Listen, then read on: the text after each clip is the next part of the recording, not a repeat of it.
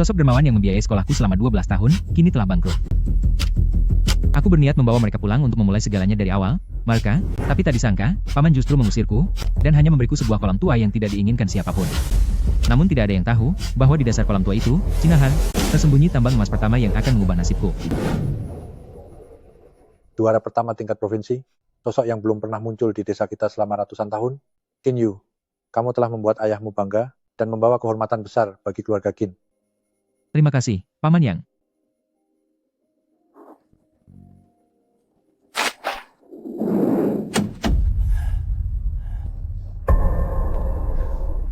Ayah, tempat macam apa ini?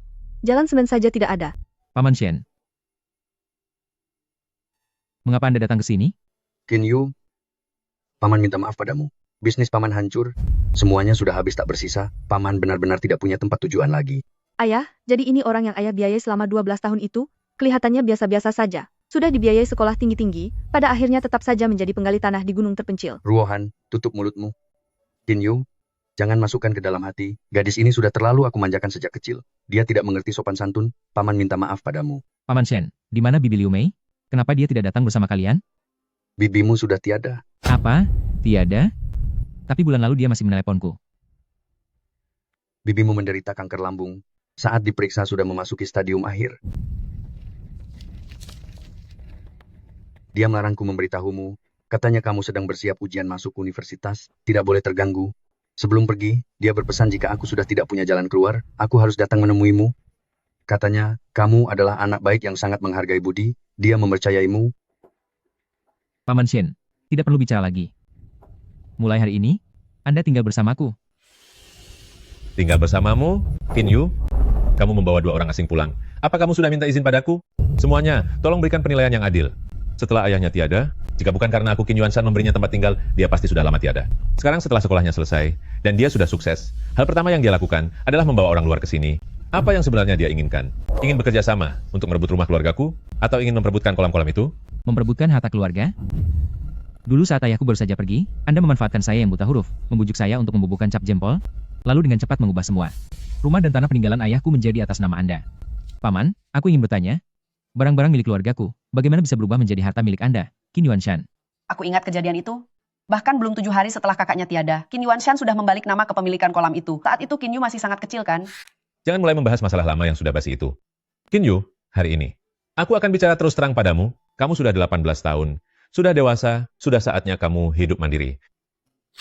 Kebetulan hari ini, biarlah semua tetangga di sini menjadi saksi. Dalam surat perjanjian pembagian harta ini tertulis dengan sangat jelas. Rumah tua di ujung timur desa dan kolam terbengkalai di sampingnya diberikan padamu.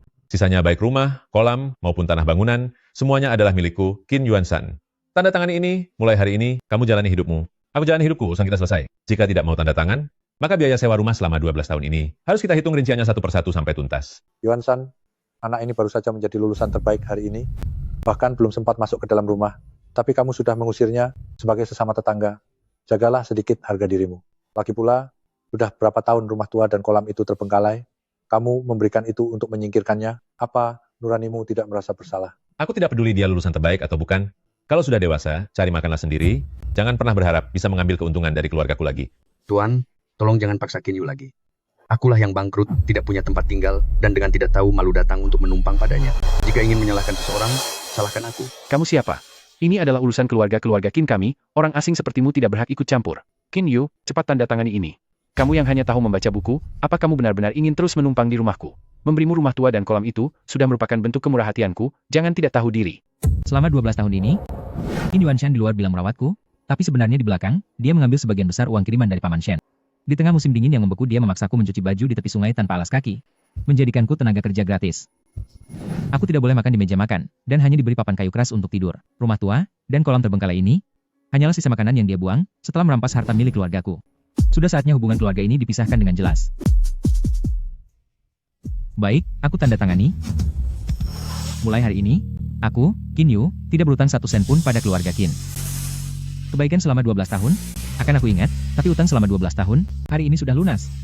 Mulai hari ini, aku, Qin Yu, hanya akan hidup untuk diriku sendiri. Ayah, rumah bobrok ini bahkan lebih buruk daripada toilet umum di kota. Air ini sudah bau. Aku mau pulang. Aku lebih baik tidur di bawah jembatan layang, daripada tinggal di tempat seperti ini. Ruohan.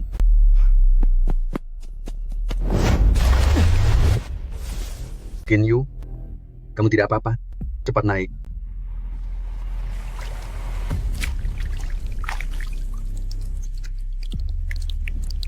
Ini adalah pasir emas kolam. Paman Shen, ambil sekop dan ember, cepat. Baik, Sebenarnya apa yang sedang kamu gali? Sedang menggali modal untuk kita bangkit kembali. Apa yang kamu sebut sebagai modal untuk bangkit, adalah benda ini? Tepat sekali. Ini disebut pasir emas kolam, umpan protein tinggi alami. Sangat sulit untuk menemukan kolam seperti ini. Ayahku pernah menuliskannya di catatannya. Dia mencarinya seumur hidup tapi tidak pernah menemukannya. benda ini bisa untuk memelihara ikan? Bukan untuk memelihara ikan, tapi untuk memelihara emas. Qin Yuanshan menganggap 3 kolam subur itu sebagai harta karun. Dia tidak tahu bahwa tambang emas yang sebenarnya ada di bawah kaki kita. Qin Yu, saat paman bangkrut, hanya tersisa 5.000 dolar ini. Sekarang kuberikan padamu. Ayah. Apa ayah sudah gila? Itu adalah seluruh harta kita. Ayah memberikan semuanya padanya, lalu kita. Rohan, ayah sudah berbisnis selama separuh hidup ayah, dan penilaian ayah terhadap orang tidak pernah salah. 12 tahun lalu tidak salah, hari ini pun tidak akan salah. Qin Yu, sebagus apapun pasir emas kolam kita tetap butuh uang untuk membeli bibit dan menata kolam. 5.000 dolar ini, anggap saja sebagai modal awal untukmu. Aku percaya padamu. Paman Shen, 5.000 ini dan 5.000 yang diberikan Bibi Liu Mei padaku, akan kuanggap sebagai investasi sahammu di kolam ikanku.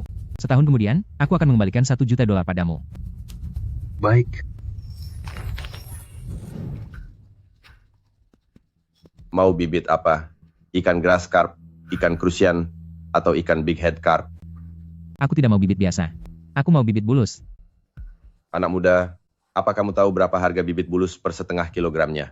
Bibit yang bagus harganya 70 dolar per setengah kilogram. Apa kolammu itu sanggup membiayainya? Aku tidak mau bibit yang bagus. Aku mau bibit-bibit yang cacat ini. Bos berencana membuangnya bagaimana? Maksudmu yang ini? Ini semua adalah sisa pilihan. Biasanya tidak ada yang mau, akhirnya akan dibuang begitu saja. Kalau kamu mau, 25 dolar per setengah kilogram, ambil semuanya. 15. 15? Anak muda, apa kamu sedang bercanda? Harga modal masukku saja lebih dari itu. Bibit cacat ini tidak akan laku kamu jual, dibiarkan 2 hari lagi juga akan mati. Saat itu tiba, kamu tidak akan dapat uang sepeser pun. 15 dolar per setengah kilogram.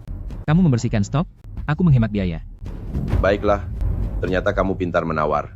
Di sini ada sekitar 100 kilogram, 3.000 dolar, ambil semuanya. Setuju. Qin Yu, apa barang-barang ini? Benar-benar bisa hidup?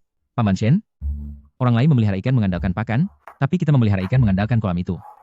Apapun yang dipelihara dengan pasir emas kolam, hasilnya tidak akan sama dengan kolam biasa. Kebanyakan belajar jadi bodoh, malah buang uang beli barang mati. Sekarang mereka menertawakanku bodoh. Tunggu sampai aku berhasil membesarkannya.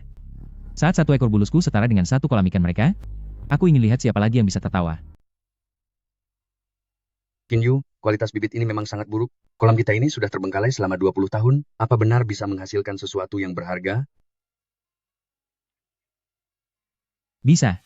Tidak ada orang di pasar yang mau menerima bibit cacat. Itu karena mereka tidak memiliki pasir emas kolam. Konsentrasi nutrisi pasir emas kolam sangat tinggi. Bibit ikan biasa akan stres dan tiada jika terkena. Hanya bibit cacat yang bisa bertahan. Setelah dipelihara selama 3 bulan, cangkangnya akan berubah dari abu-abu kehijauan menjadi kuning keemasan. Pinggiran tempurungnya menebal, dan akan menjadi labi-labi zirah emas berdarah murni. Labi-labi zirah emas? Kenapa aku tidak pernah mendengar tentang benda ini? Labi-labi zirah emas berdarah murni adalah fosil hidup di antara kuakura. Populasi liarnya di seluruh negeri kurang dari 200 ekor, dan yang beredar di pasar jumlahnya sangat sedikit sekali. 10 dolar per gram? Berarti 1 ekor harganya. Benar? Mulai dari 10.000 dolar. Paman Shen, uang yang Anda investasikan pada saya, kah? Saya tidak akan membiarkannya terbuang sia-sia. Paman percaya padamu. Katakan apa yang harus dilakukan selanjutnya. Paman akan menuruti semua perkataanmu. Paman Shen, Anda haluskan pasirnya menjadi bubuk, campur dengan air lalu tebarkan ke tengah kolam, biar saya yang melepas bibitnya. Baik.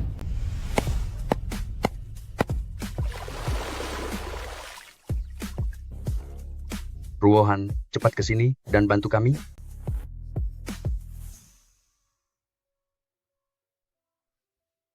Ayah, bau lumpur itu sangat menjijikkan, aku tidak tahan.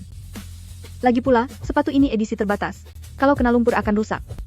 Shen Ruohan, Lihatlah sekarang sudah jam berapa, keluarga kita sudah tidak punya apa-apa lagi. Sekarang Qin Yu memimpin, kita bekerja, tapi kamu bahkan tidak mau membantu sedikit pun. Kenapa kamu begitu tidak dewasa? Berapa harga sepatumu ini? $12.000. Untuk apa kamu menanyakan hal itu? Ibumu menghentikan kemoterapinya selama sebulan, lalu menyisihkan $5.000 untuk dikirim padaku. Sepatumu ini harganya $12.000, itu cukup untuk membuatnya bertahan hidup 2 bulan lagi. Diam kamu, jangan sebut-sebut ibuku.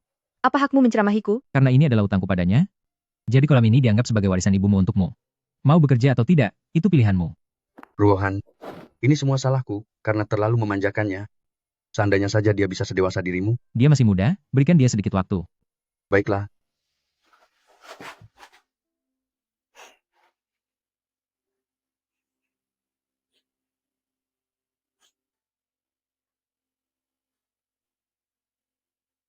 Ruohan, ibu tidak apa-apa. Kamu makanlah yang teratur, jangan sering-sering datang ke rumah sakit. Ulang tahunmu sudah dekat, ibu membelikanmu sepasang sepatu yang waktu itu kamu bilang bagus. Cepatlah coba, apakah kamu menyukainya? Ibu, aku sangat merindukanmu. Aku tidak mau sepatu lagi. Aku ingin ibu kembali. Dulu aku mengira hidup akan terus berjalan seperti itu. Tapi sekarang ayah bangkrut. Ibu sudah tiada. Rumah pun hilang. Semuanya sudah tidak ada lagi.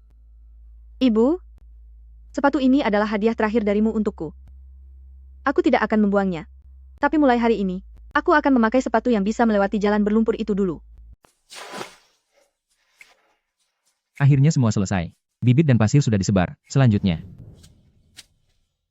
Wah, kamu benar-benar menaruhnya di sana. Air ini sangat busuk. Kamu menaruh bibit di sana? Qin Yu, apa kamu jadi bodoh karena terlalu banyak belajar? Untuk apa kalian datang lagi? Untuk apa? Tentu saja melihat kalian melakukan hal sia-sia. Seorang bos yang bangkrut dan seorang pemuda miskin yang hanya tahu teori buku berkumpul jadi satu.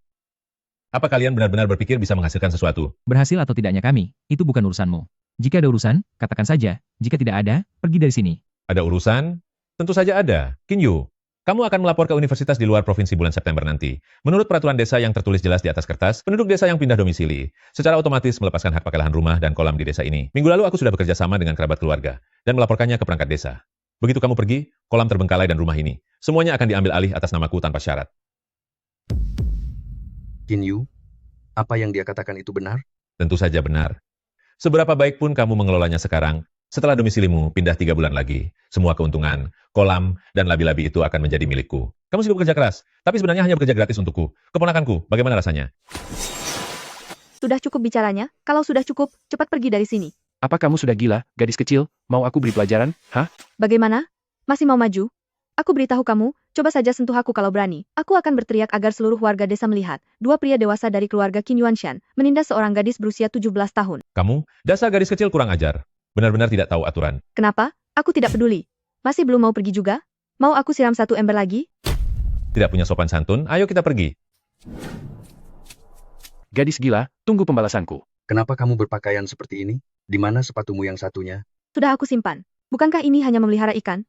Aku tidak percaya kalau aku tidak bisa mempelajarinya.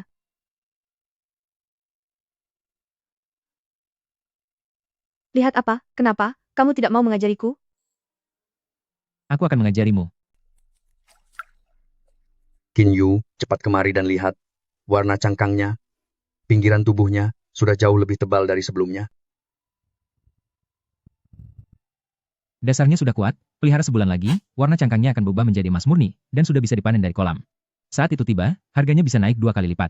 Bagus sekali. Qin Yu, sampel pasir emas kolam yang Anda minta sudah saya siapkan. Baik. Bukankah di kota ada tempat pengiriman ekspres? Pergilah ke sana, kirimkan kepada Profesor Zhang di Institut Riset Perikanan Provinsi. Dan undang dia untuk memeriksa kura-kura cangkang emas kita. Siap. Akhirnya aku bisa jalan-jalan keluar sebentar.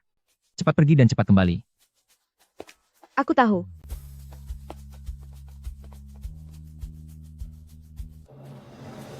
Wah. Bukankah ini Nona Besar Shen? Sedang kirim apa? Kelihatannya sangat berharga. Apa mungkin kolam rusak itu menghasilkan sesuatu yang luar biasa? Apa hubungannya denganmu?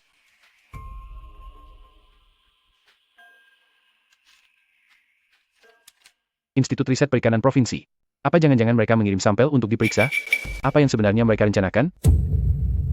Tidak bisa dibiarkan, aku harus segera memberitahu ayahku tentang hal ini. Lembaga Penelitian Perikanan Provinsi, dia ternyata berhasil mendapatkan koneksi dari tingkat provinsi. Dan lagi Pak, kolam bulus mereka itu, aku sempat melihatnya sekilas 2 hari yang lalu, pertumbuhannya benar-benar bagus. Tempurungnya pun sudah mulai menguning. Menguning? 2 bulan lalu masih bibit cacat, mana mungkin bisa menguning? Aku melihatnya dengan mata kepalaku sendiri. Pak, menurutmu apa mungkin mereka benar-benar bisa sukses membesarkannya? Lalu kenapa kalau mereka berhasil? Begitu pendaftaran kependudukan Kinyu dipindahkan bulan September nanti, kolam ini akan tetap menjadi milikku. Tapi Pak, bagaimana jika dia sudah menghasilkan uang dan tidak mau pergi? Ditambah lagi kedua orang asing itu bukan orang sembarangan, terutama gadis itu, dia sangat galak. Begitu mereka sudah memiliki posisi yang kuat, mana mungkin mereka rela melepaskan kolam penuh bulus itu? Kalau begitu, buat dia tidak bisa membesarkannya. Aduh, ini semuanya sudah tiada. Sayang sekali. Kemarin kelihatannya masih baik-baik saja. Ini pasti ruginya banyak sekali.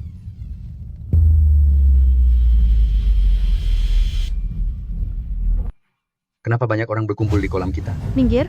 Semuanya minggir. Semuanya sudah mengambang. Bagaimana bisa jadi begini? Padahal kemarin masih baik-baik saja. Sudah tidak ada tanda-tanda kehidupan. Kinyu, bagaimana ini?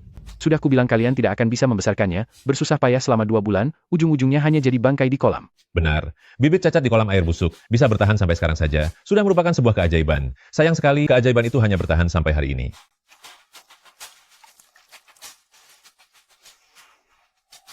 Ini karena Agali Kapur. Kinyu, sebenarnya apa yang terjadi? Apakah mereka tiada karena sakit? Bukan karena sakit, Lalu karena apa? karena diracun. Seseorang telah meracuni ikan-ikan kita. Apa? Kinyu, jangan asal bicara. Kamu sendiri yang tidak bisa membesarkannya, lalu sekarang malah menuduh orang lain? Paman Shen, kumpulkan semua bulus yang mengapung itu, dan letakkan di tempat yang teduh. Semuanya sudah tiada. Untuk apa dikumpulkan? Kinyu, semuanya sudah tiada. Mereka hanya mati suri, masih bisa diselamatkan. Apa maksudmu mati suri? Seseorang telah menuangkan bubuk kapur ke kolam kita. Racun alkalinya dalam semalam bisa membuat seisi kolam tiada, tapi pasir emas kolam adalah satu-satunya penawarnya. Bulus-bulus ini belum tiada, mereka sedang hibernasi untuk melindungi diri. Dengan rangsangan air dingin, mereka akan pulih. Paman Shen, sekarang pergilah ambil air mata air, cari yang paling dingin. Ruohan, bantu aku pindahkan semua bulus ke tempat teduh. Cepat sedikit. Baik. Baik.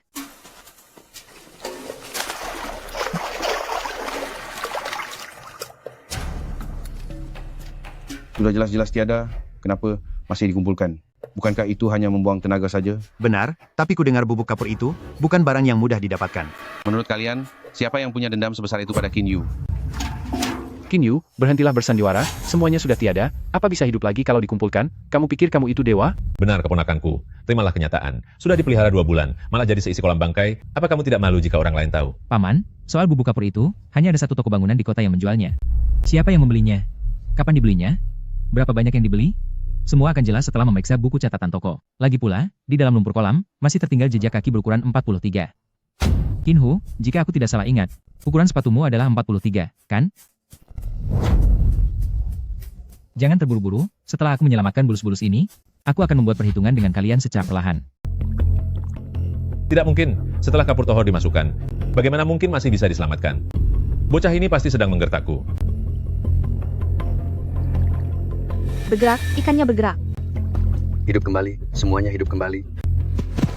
Kinyu, semuanya sudah hidup kembali. Ya Tuhan, padahal tadi jelas-jelas sudah mati. Kinyu ini benar-benar hebat.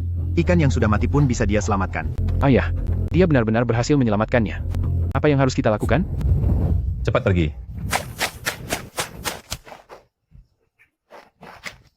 Setelah menaruh racun, kalian pikir bisa pergi begitu saja? Siapa yang mau pergi? Kinyu, atas dasar apa kamu memfitnah kami yang menaruh racun? Apakah ini fitnah atau bukan? Polisi akan mengetahuinya setelah menyelidikinya. Ruohan, lapor polisi. Baik.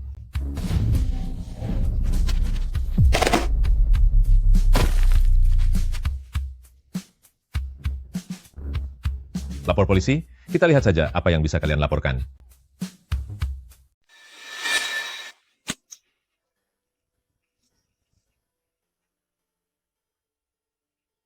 Ini adalah ponsel peninggalan ibuku. Aku akan membuat perhitungan denganmu. Ruohan, jangan gegabah. Ayah, di dalamnya ada rekaman suara dan foto ibuku, sekarang semuanya sudah hilang. Aku tidak bisa melihat ibu lagi. Itu satu-satunya kenanganku. 2 orang pecundang yang tak punya tempat tinggal, menumpang makan dan tinggal gratis di kolam milik keluarga Qin, masih berani bicara soal kenangan? Cuy! Benar sekali. Kinyu baru saja menampung kalian, hari ini ikan di kolam ini hampir tiada semua, kalian itu pembawa sial, pantas saja kalian bangkrut dan... Kinyu, kamu berani memukul putraku?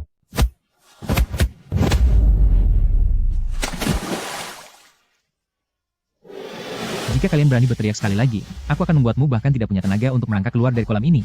Kinyu, apa kamu sudah gila? Kamu berani memukul pamanmu sendiri. Benar, ayah, kita lapor polisi, habislah kamu, bocah. Baiklah, lapor saja, tunggu sampai polisi datang, kita lihat siapa yang akan ditangkap lebih dulu, si penyebar racun, atau orang yang memukul. Kamu,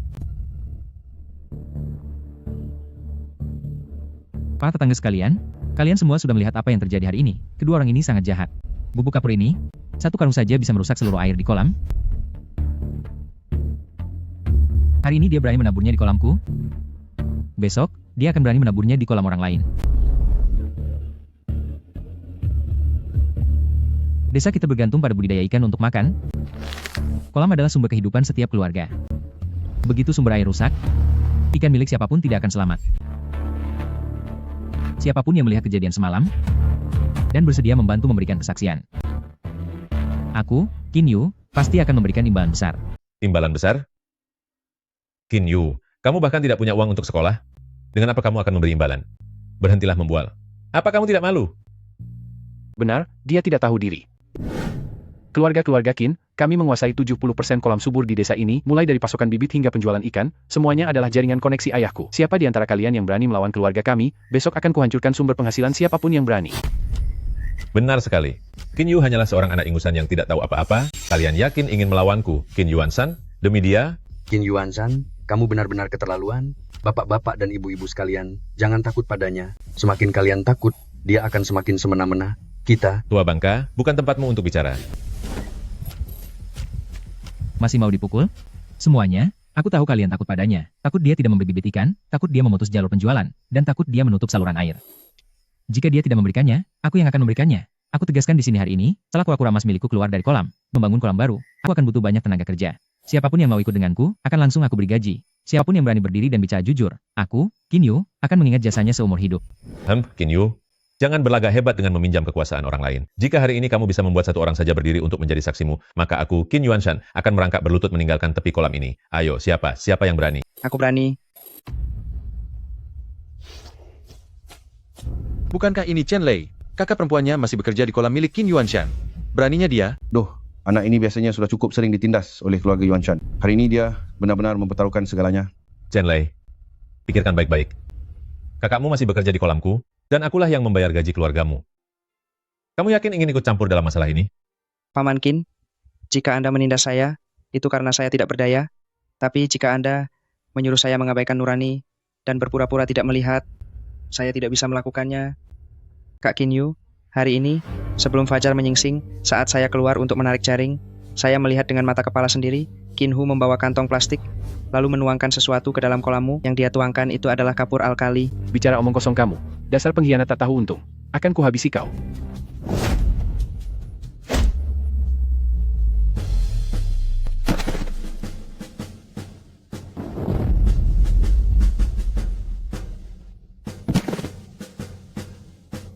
Kalian, dua pecundang hina ini berani memukulku.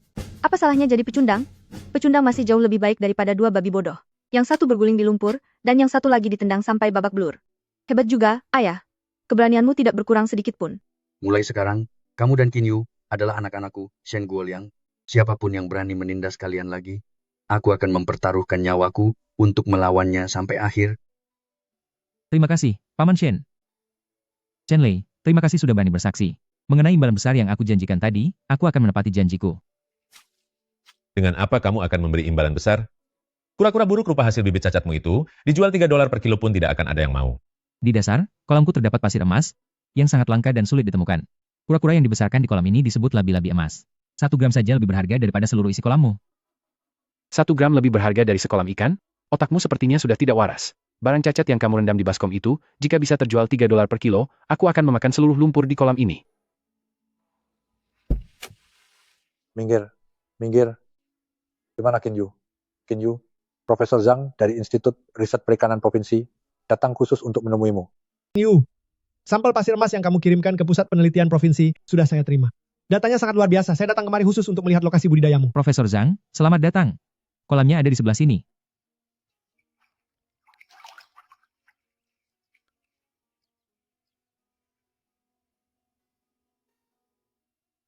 Ayah, dia tidak akan benar-benar menemukan sesuatu yang hebat, kan? Bagaimana jika kura-kura buluk itu benar-benar barang berharga? Diam. Barang yang dibesarkan dari bibit cacat, mana mungkin ada harganya? Ketebalan pinggiran cangkangnya 3 kali lipat kura-kura biasa. Warna cangkangnya kuning keemasan. Tingkat kemurniannya mencapai standar liar kelas super. Kura-kura cangkang emas dengan kualitas seperti ini, sumber pasokan resmi yang beredar di seluruh negeri saat ini, kurang dari 10 ekor. Kinyu, bagaimana caramu melakukannya? Ini resep turun-temurun, ditambah dengan pakan termineralisasi yang unik di dasar kolam ini.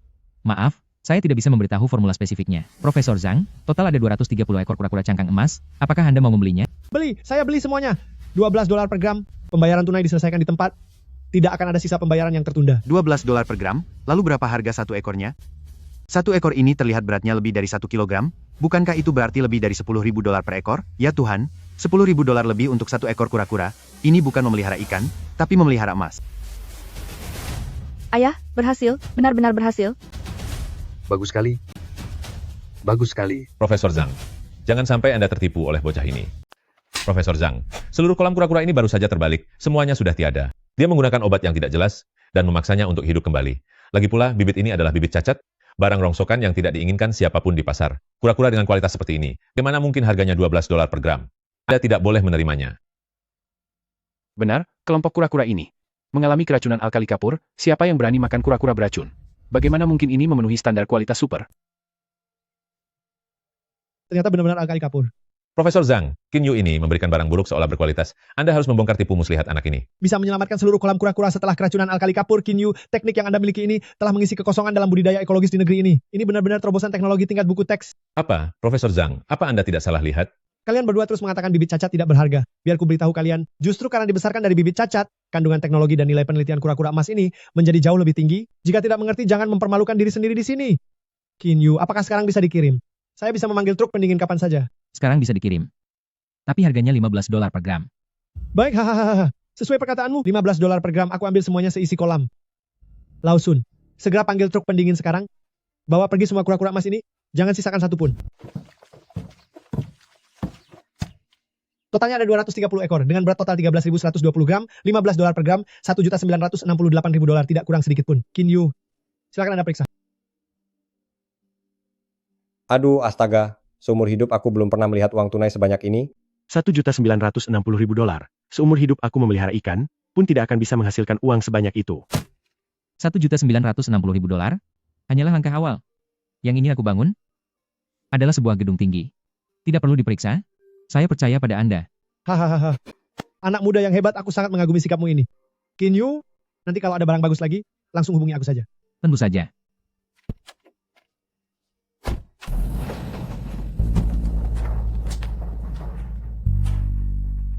Kinyu, uang ini, benarkah milik kita? Iya, ini milik kita. Ayah, kenapa ayah menangis? Kita sudah kaya sekarang. Ayah menangis karena senang. Kinyu, cepat simpan uang-uang ini. Ini adalah modal awal kesuksesanmu. Tidak, uang ini tidak akan aku simpan. Aku berencana membaginya menjadi 3 bagian. Bagian pertama, sebagai modal kerja untuk perluasan kolam ikan. Bagian kedua, adalah pembagian keuntungan saham untuk Paman Shen dan Ruohan. Bagian ketiga, khusus untuk Ruohan. Untukku? Benar. Sebagai biaya kuliahmu, cukup untuk membiayaimu sampai lulus 4 tahun. Bahkan, masih ada sisanya. Terima kasih, Kinyu.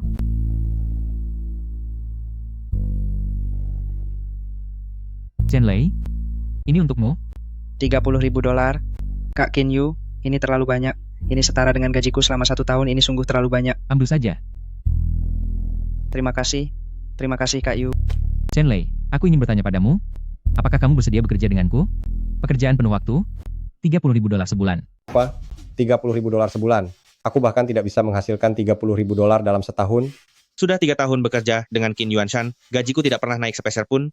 Sedangkan Qin Yu baru saja memulai. Tapi sudah memberi Chenlei $30.000 sebulan. Benar-benar tidak adil. Ini membuatku iri setengah mati. Benar sekali. Si Chenlei ini benar-benar beruntung sekali. Tahu begitu, aku juga ikut mengajukan diri tadi. Aku bersedia. Kak Yu, aku bersedia. Aku bisa melakukan pekerjaan apapun. Angkat barang, menjaga kolam, menjadi pesuruh. Aku akan lakukan apapun yang kamu perintahkan. Baik, Lazy, mulai sekarang, kamu adalah orangku. Aku tidak akan memperlakukanmu dengan buruk. Kinyu, bagaimana cara kamu memelihara kura-kura cangkang emas itu? Bisakah kamu mengajari kami? Benar. Meskipun kolam di rumahku tidak besar, tapi kualitas airnya tidak buruk. Bisakah kami belajar darimu? Permintaan kami tidak tinggi, cukup biarkan kami bekerja denganmu. Sekelompok orang yang hanya mencari keuntungan. Ayah, mereka semua pergi menjilat Qin Yu, bagaimana ini? Para tetangga sekalian, aku sedang merencanakan perluasan kolam kedua dan kolam ketiga. Setelah kapasitas produksinya naik, aku akan membuka kuota kerjasama untuk kalian semua. Saat waktunya tiba, siapapun yang ingin belajar, akan aku ajari. Bagus. Qin Yu, kolammu ini bisa dibilang telah menghidupkan kembali lahan tandus di desa kita. Paman mewakili desa mengucapkan terima kasih kepadamu. Paman yang jangan terburu-buru berterima kasih. Ada satu hal, mumpung hari ini semua warga ada di sini, aku ingin melaporkan Qin Yuanshan secara resmi karena telah membuang kapur alkali ke kolamku. Aku menuntut pertanggungjawaban sesuai hukum. Qin Yu, kamu, jangan melunjak ya. Kamu sudah mendapatkan uangnya, masih ingin menghabisi kami. Selama bertahun-tahun ini, pembangunan jalan dan jembatan desa, bukankah ayahku yang selalu membiayainya? Sekarang, kamu ingin melupakan jasa kami?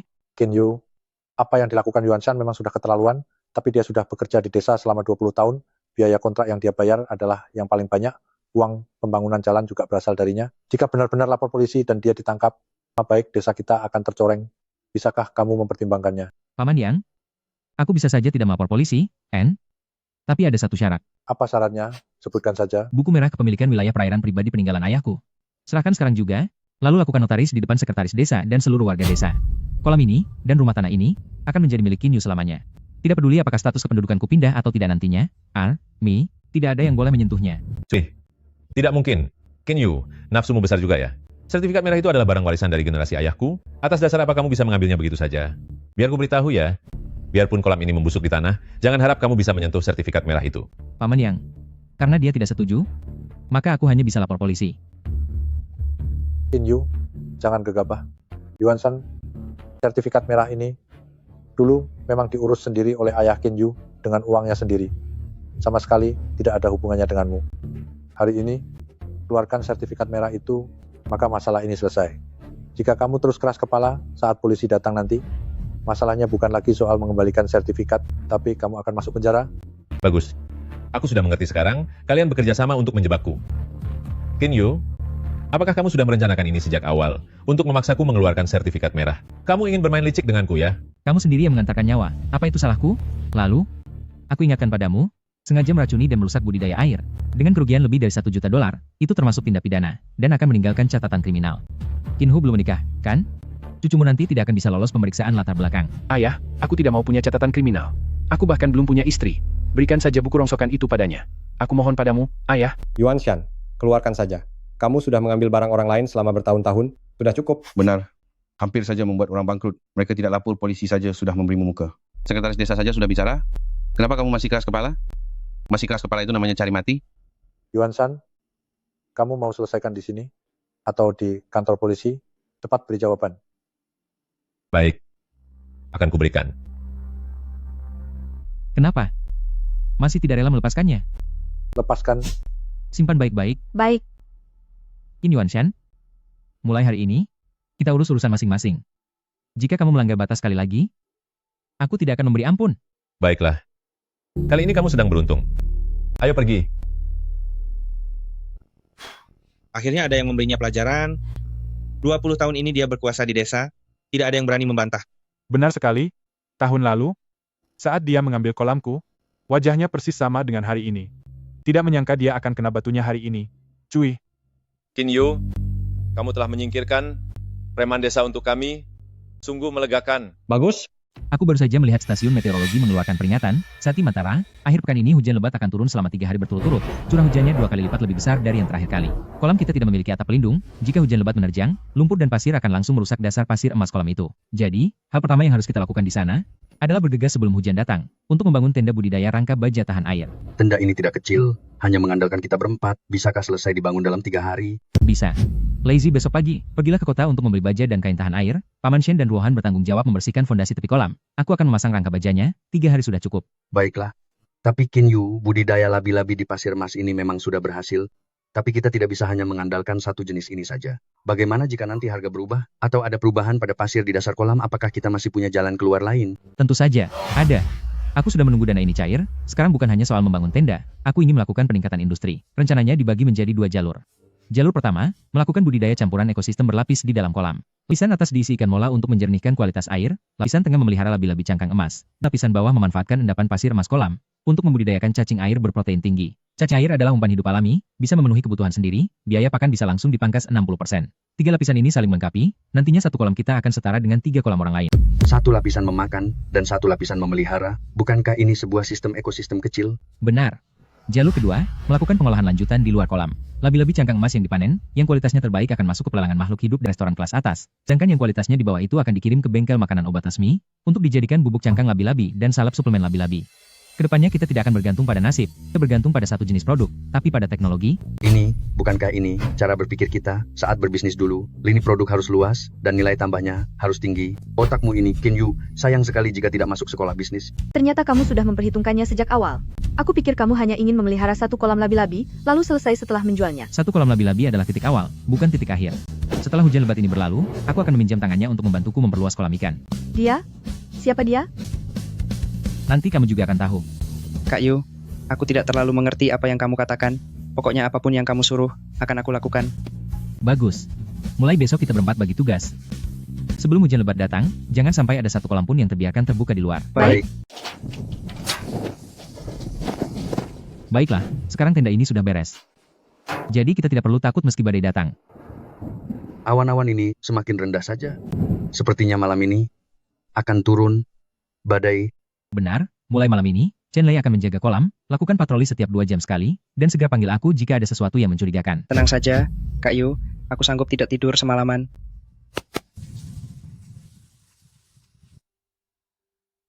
Lauma, kita sudah saling kenal selama belasan tahun. Aku punya bisnis yang pasti menguntungkan untuk dibicarakan denganmu. Bisnis apa? Aku punya sebuah kolam. Di dasar kolam itu ada sejenis pasir mineral yang disebut pasir emas kolam. Benda ini tidak hanya bagus untuk memelihara labi-labi, tapi pasir mentahnya bisa dijual seharga $8.200 per ton. $8.200 per ton? Kak Yuanxian, apa yang kamu katakan itu benar? Tentu saja, lokasi kolam, kedalaman, dan ketebalan lapisan pasirnya, semua sudah ditandai di sini. Kamu siapkan orang dan mesinnya. Malam ini, saat badai dan tidak ada yang berpatroli, kita bisa menggali setidaknya 20 ton dalam semalam. Setelah berhasil, kita bagi hasilnya 50-50. Baiklah, tapi aku beritahu risikonya dulu. Jika kolam ini bukan milikmu, kendaraanku, dan orang-orangku semua akan tamat. Kalau itu terjadi, jangan harap ada bagi hasil, hidupku bahkan akan hancur. Katakan yang sejujurnya, apakah kolam ini benar-benar milikmu? Aku akan berterus terang padamu. Kolam ini dulunya milikku, tapi sekarang atas nama keponakanku. Apa? Bukan milikmu? Lalu kenapa kamu menyuruhku menggali? Bukankah kamu menjebakku? Lama, dengarkan aku dulu. Bocah itu adalah keponakan kandungku. Hanya seorang mahasiswa miskin yang masih bau kencur. Dia memang punya sertifikat hak milik, tapi lalu kenapa? Pasir emas di dasar kolam itu adalah warisan turun-temurun dari keluarga-keluarga Qin. Atas dasar apa dia ingin menikmatinya sendirian? Malam ini hujan badai. Tidak akan ada orang desa yang keluar rumah. Kamu bawa orang-orang memutar dari belakang desa. Cukup dengan beberapa kerukan, pasirnya akan habis diambil, kolamnya akan hancur, dan sertifikat itu tidak akan berguna lagi. Saat waktunya tiba, bagaimana cara dia membuktikan kalau di dasar kolam itu ada pasir emas? Tapi, Lauma, coba kamu pikirkan, 1 ton harganya $8.200. 20 ton berarti $164.000. Kamu dapat 80.000, aku juga dapat 80.000. Setelah pekerjaan ini selesai, kamu bisa pindah ke lokasi proyek lain dan tetap bekerja. Siapa yang akan tahu kalau kamu yang mengeruknya? Lagi pula, begitu hujan badai turun malam ini, semua jejak akan hilang. Ini adalah bisnis yang pasti menguntungkan. Apa yang dikatakan Kak Yuansan memang tidak salah. Tidak ada orang di desa saat hujan badai, begitu selesai mengeruk kita langsung pergi. Siapa yang bisa menyelidikinya? $80.000 cukup untuk makanku selama 3 tahun. Baiklah, aku akan bertindak malam ini. Masuk memutar dari belakang desa, tanpa mengganggu siapapun. Bagus. Kinyu, bukankah kamu sudah menghasilkan dari kolam itu sebanyak $1.960.000? Tunggu sampai ekskavator menghancurkan dasar kolam malam ini. Aku ingin lihat bagaimana kamu akan menyombongkan diri. Cuaca ini sungguh aneh. Hujannya tidak kunjung turun. Kuharap tidak terjadi apa-apa malam ini.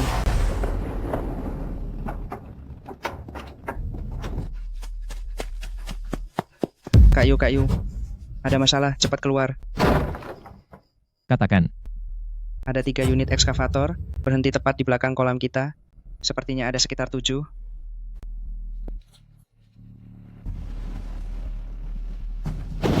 Sudah kuduga mereka akan datang. Siapa yang mengirim mereka? Apakah itu Qin Yuanxian? Siapa lagi kalau bukan dia? Kak Yu, lalu apa yang harus kita lakukan? Karena dia ingin mengeruk kolam kita, maka kita akan ikut bermain dalam sandiwaranya. Biarkan dia mengeruk, semakin dalam semakin baik. Tutup jalannya sekarang, jangan biarkan siapapun masuk.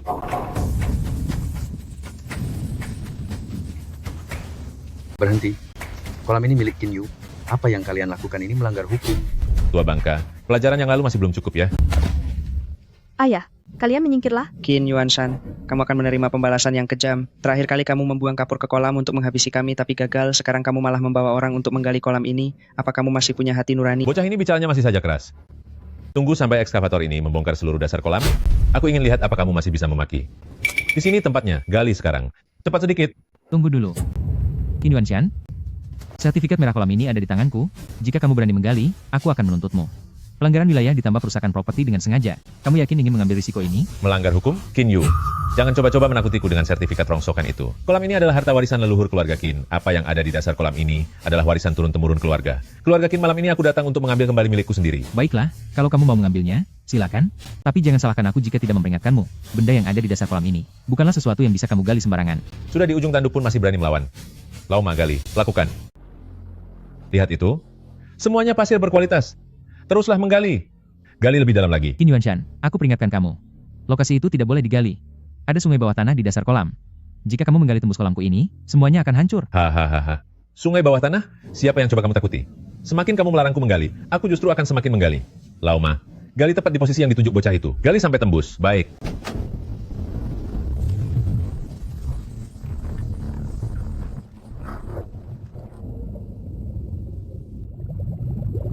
Tunggu sebentar, suara apa itu? Kalian dengar itu tadi? Gawat, itu sungai bawah tanah. Dasar kolamnya terhubung dengan sungai bawah tanah. Sekarang semuanya sudah berakhir. Kak Ma, tidak bisa lagi. Di bawah semuanya lumpur lunak. Mesinnya terperosok ke dalam. Kak Ma, kita tidak bisa keluar. Cepat selamatkan kami.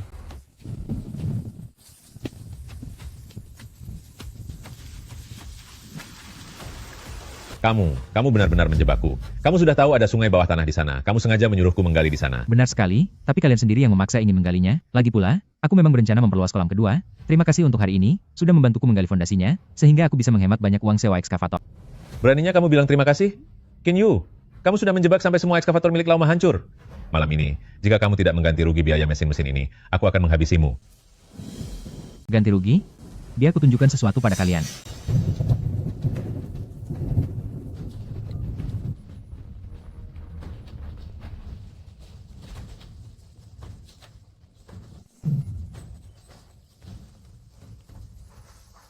Profesor Zhang, apa semuanya sudah terekam? 3 unit ekskavator, 8 orang, dengan dalang utamanya Qin Yuanshan, melakukan penyusupan ilegal di malam badai, sengaja merusak pusat penangkaran utama Institut Riset Perikanan Provinsi, mencoba melakukan penggalian ilegal di kolam percontohan budidaya ekologis tingkat nasional. Pusat penangkaran? Kapan kolam butut ini berubah jadi pusat penangkaran? Qin Yuanshan, bukankah kamu bilang ini cuma kolam biasa? Beraninya kamu menyuruhku menggali pusat penangkaran. Ini bisa membuatku dipenjara. Kamu menjerumuskanku ke dalam bahaya. Qin Yu, jangan khawatir. Saya sudah menyimpan semua barang buktinya. Polisi sedang dalam perjalanan, jangan sampai biarkan mereka melarikan diri. Tenang saja, mereka semua ada di sini. Tidak ada satupun yang kabur. Kurang ajar, aku akan menghabisimu. Paman, kali ini kamu tidak akan bisa lari lagi. Siapa yang menelepon? Saya, Ketua. Orang-orang ini memanfaatkan malam badai untuk masuk tanpa izin ke tambak saya, sengaja merusak fasilitas budidaya, dan mencuri pasir mineral di dasar tambak. Cadangan rekaman pengawas semuanya ada di sini.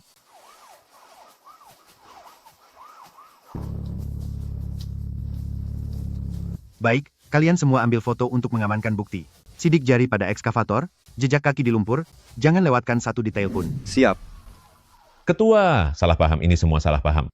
Saya dan Kak Yuanshan hanya ada sedikit perselisihan soal tambak, kami bisa menyelesaikannya sendiri. Tidak perlu merepotkan Anda, benar-benar tidak perlu. Tambak ini adalah milik Institut Riset Perikanan Provinsi, basis percontohan budidaya ekologis yang terdaftar secara resmi. Qin Yuanshan membawa orang malam ini bukan hanya merusak properti pribadi saya, tetapi juga merusak proyek penelitian ilmiah tingkat provinsi yang menjadi basis pengembangan utama. Masuk tanpa izin, pencurian, dan perusakan tambak percontohan budidaya ekologis tingkat nasional, ini adalah kejahatan berat. Saya akan menuntut kalian secara resmi, tidak akan ada satupun yang lolos. Basis pengembangan milik Institut Riset Provinsi, kalian berani menggalinya. Sebelum datang ke sini, kantor pusat sudah menerima pemberitahuan pengawasan dari Dinas Pertanian Provinsi. Masalah kalian malam ini harus diproses secara hukum dengan serius. Pak Polisi, ini semua atas perintah Qin Yuanshan. Dia bilang tambak itu miliknya, dan dia akan menanggung semuanya jika terjadi sesuatu. Dia menyuruh saya langsung menggali. Saya juga ditipu olehnya. Tolong lepaskan saya. Lauma, kamu sudah menerima $80.000 dariku. Sekarang kamu malah berbalik menyalahkanku. Semuanya diam. Buktinya sudah sangat jelas, apalagi yang ingin kalian katakan? Bawa mereka semua. Siap. Jalan. Qin Yu, lihat saja nanti. Beraninya kamu melakukan ini pada paman kandungmu sendiri? Tunggu sampai aku keluar. Aku akan membuatmu. Diam. Masih berani bicara?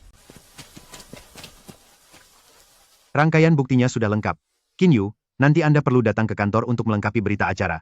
Terima kasih atas kerja keras Anda malam ini. Baik, Ketua.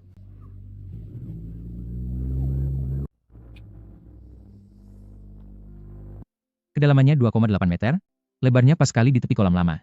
Galian Qin Yuanshan kali ini benar-benar pas. Semua posisi fondasi untuk kolam kedua kita sudah berhasil digali semua. Kedalaman ini memang pas untuk memelihara kura-kura cangkang emas.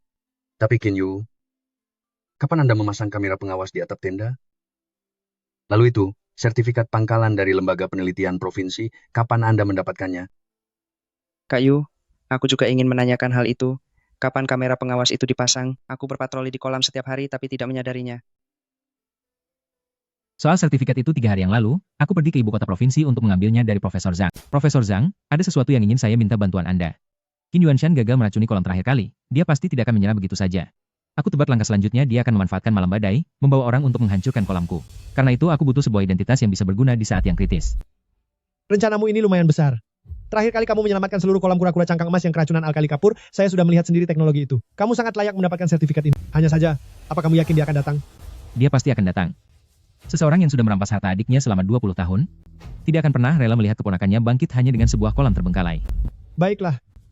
Sebenarnya sertifikat ini sudah saya siapkan untukmu sejak lama. Tadinya saya berniat mengirimkannya 2 hari lagi. Ternyata sekarang, kamu bergerak lebih cepat dari yang saya bayangkan. Terima kasih, Profesor.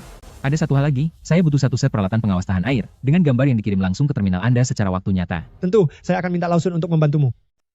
Ternyata, kamu sudah mempersiapkan semuanya sejak awal. Lalu kenapa kamu merahasiakannya bahkan dari kami? Qin Yuanshan bukan orang bodoh.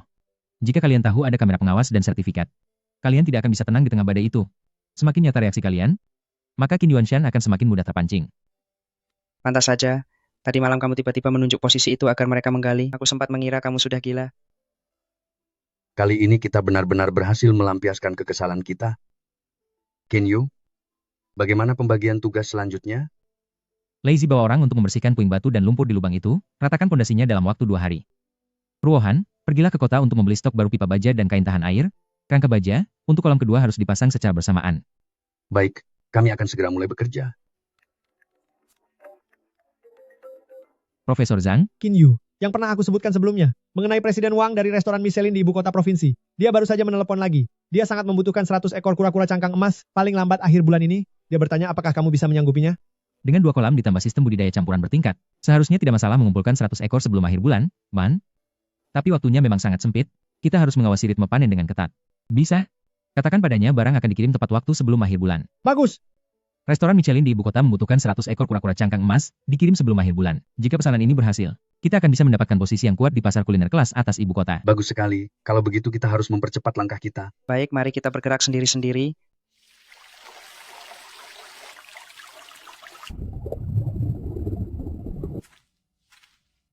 Xiao Yu, dengan kedua kolam ini beroperasi bersamaan, mengirim 100 ekor di akhir bulan tidak akan jadi masalah. 100 ekor itu hampir tidak cukup, tapi jika ingin menguasai pasar ibu kota, 2 kolam ini sama sekali tidak cukup. Kita harus terus memperluas skala produksi. Wan, lebih baik lagi jika bisa merenovasi semua kolam di desa, dan memasukkannya ke dalam sistem kita. Tapi sebagian besar kolam di desa ini, semuanya atas nama Qin Yuanshan.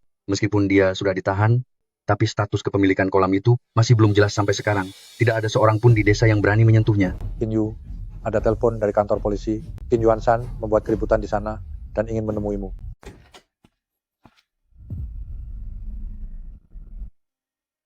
Qin Yu, kamu sudah datang. Cepat duduk. Aku tidak akan duduk. Ada urusan apa kamu mencariku? Qin Yu, bagaimanapun aku ini pamanmu, kakak kandung ayahmu sendiri. Asalkan kamu bersedia mengeluarkan surat pernyataan damai, agar aku tidak dipenjara, kamu mau uang atau kolam itu. Semuanya akan kuberikan padamu, bagaimana? Paman mohon padamu. Benar-benar Tuan Muda, kami sudah mengaku kalah, mohon kemurahan hati Anda. Lepaskanlah kami kali ini. Sudah pernah kukatakan, jika kamu melampaui batas sekali lagi, aku tidak akan memberi ampun. Qin Yu, aku sudah memberimu jalan keluar yang baik, jangan keterlaluan. Duduk. Cepat sekali kamu berhenti berpura-pura. Qin Yu, aku dan ayahmu, bagaimanapun adalah saudara kandung. Apa kamu tidak memikirkan hubungan keluarga sedikit pun? Jika ingin putus, putuslah sampai bersih. Kata-kata itu kamu sendiri yang mengucapkannya saat memintaku menandatangani perjanjian pembagian harta keluarga dulu. Sekarang ku kembalikan kata-kata itu padamu.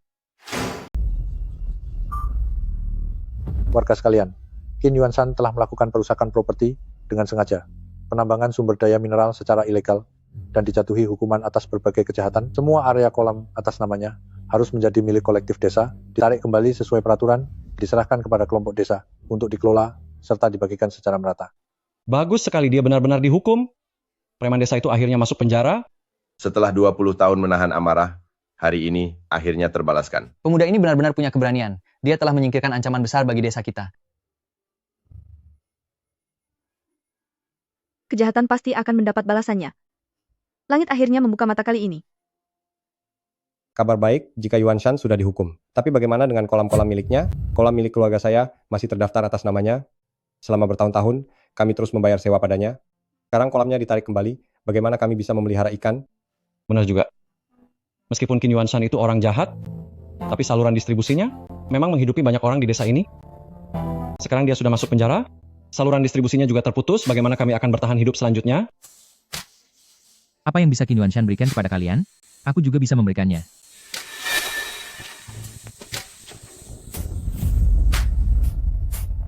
Apapun yang bisa diberikan oleh Qin Yuanshan kepada kalian, aku juga bisa memberikannya.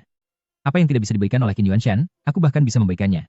Semuanya, aku butuh kolam, dan kalian butuh jalan untuk bertahan hidup. Aku akan memberikan bibitnya, aku akan mengajarkan tekniknya, aku akan mencari pembelinya, kalian hanya perlu membesarkannya. Bagi yang bersedia bekerja denganku, hari ini di sini juga, mari kita putuskan hal ini. Tapi Qin Yu, kolam milikmu itu memiliki pasir emas kolam. Mana mungkin kolam biasa kami punya hal seperti itu? Tanpa pasir emas kolam, bagaimana bisa memelihara kura-kura emas? Benar, kami sama sekali tidak tahu cara memeliharanya.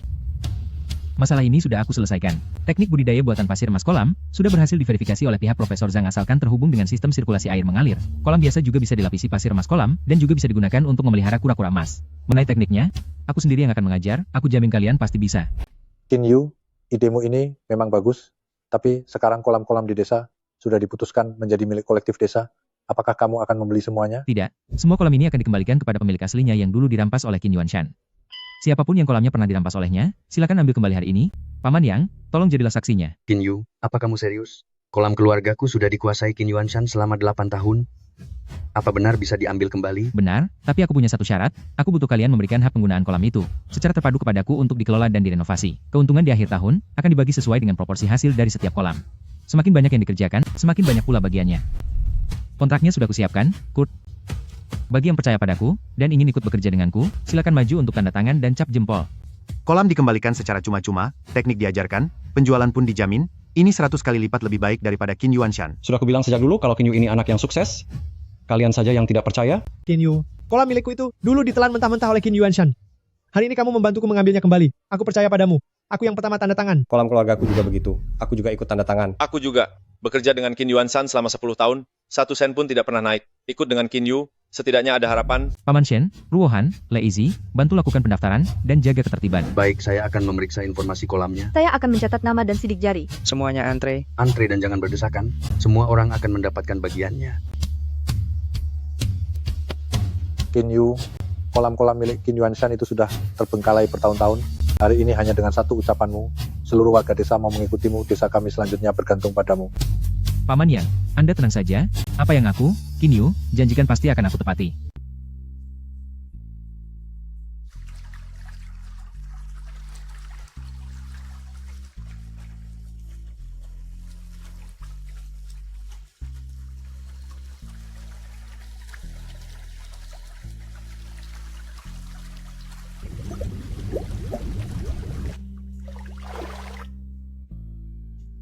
Aku berhasil membesarkannya.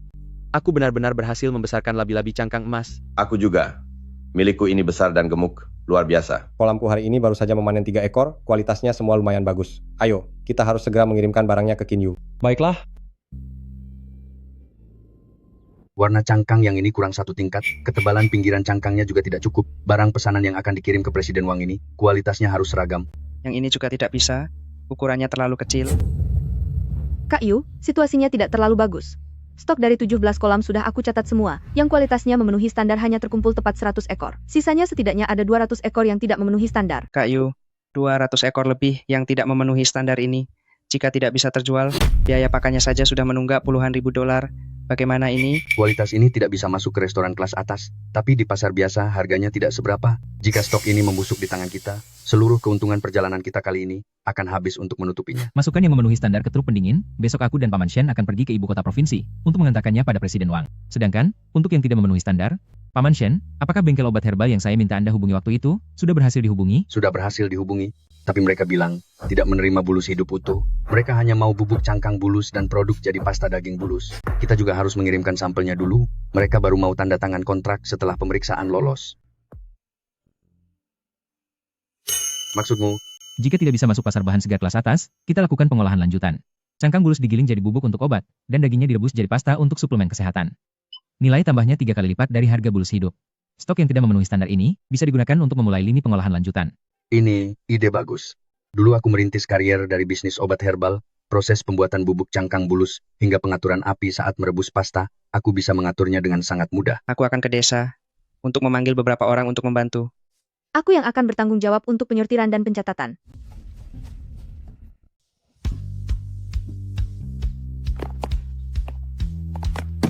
Seratus barang yang sudah memenuhi standar telah dimuat ke truk. Sampelnya juga sudah siap. Laporan pemeriksaannya sudah saya buat semalam dan saya selipkan di dalam kotak. Kak Yu, semuanya sudah dimuat.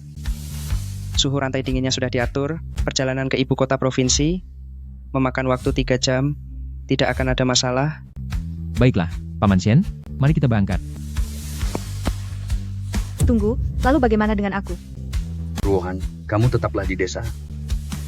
17 kolam baru saja mengeluarkan pengiriman pertama. Lazy tidak bisa mengawasinya sendirian. Kamu awasi saja di rumah. Telepon aku jika terjadi sesuatu. Tapi aku juga ingin ikut. Turuti kata-kataku. Kita pergi ke ibu kota provinsi untuk urusan bisnis, bukan untuk jalan-jalan.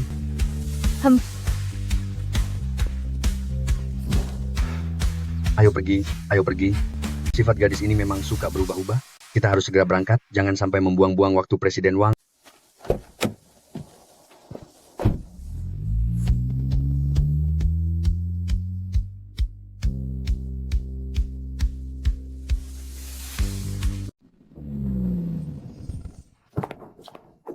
Presiden Qin, Anda datang 15 menit lebih awal dari janji kita. Barangnya sudah lengkap? Sudah lengkap. 100 ekor. Presiden Wang, silakan Anda periksa sendiri kualitasnya.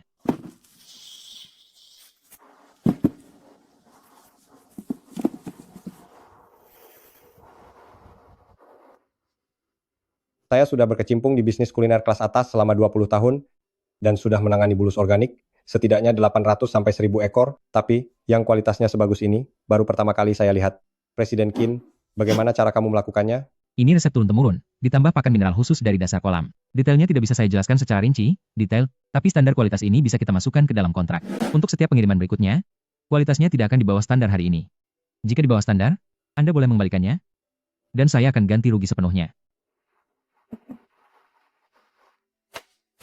Baiklah, $18 per gram, 500 ekor per tahun, pembayaran pertama akan langsung ditransfer di tempat. Satu-satunya syarat, standar kualitasnya, seperti yang baru saja kamu katakan, harus tertulis secara resmi di atas kertas. Berani menandatanganinya? Berani. Anak muda yang punya nyali. Zaman sekarang, pemasok yang berani menuliskan kualitas ke dalam kontrak dan menjamin ganti rugi, kamu adalah orang yang pertama.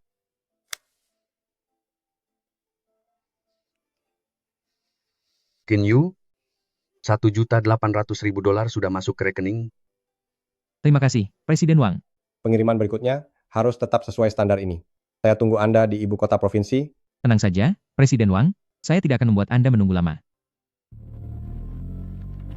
Paman Shen, setelah kembali, bagikan uang termin pertama ini kepada penduduk desa, sesuai dengan rasio hasil dari masing-masing kolam. Baik. Dulu saat saya berbisnis, saya merasa menandatangani kontrak besar adalah masalah yang sangat besar. Sekarang setelah mengikutimu, menandatangani kontrak besar rasanya sudah seperti hal yang biasa saja. Pesanan ini hanyalah permulaan. Ayo pergi.